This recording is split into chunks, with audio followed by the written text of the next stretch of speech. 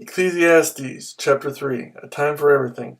There is a time for everything and a season for every activity under heaven.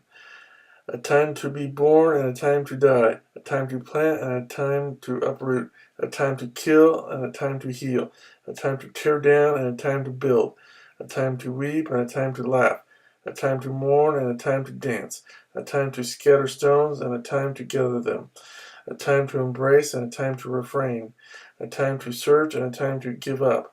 A time to keep and a time to throw away. A time to tear and a time to mend. A time to be silent and a time to speak. A time to love and a time to hate. A time for war and a time for peace. What does the worker gain from his toil? I have seen the burden God has laid on men. He has made everything beautiful in its time. He has also set eternity in the hearts of men, yet they cannot fathom what God has done from beginning to end. I know that there is nothing better for men than to be happy and do good while they live, that everyone may eat and drink and find satisfaction in all his toil. This is the gift of God. I know that everything God does will endure forever.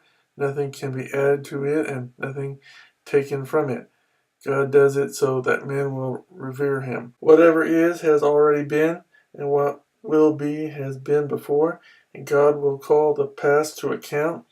And I saw something else under the sun. In the place of judgment, wickedness was there. In the place of justice, wickedness was there. I thought in my heart, God will bring to judgment both the righteous and the wicked, for there will be a time for every activity, a time for every deed. I also thought, as for men, God tests them so that they may see that they are like the animals.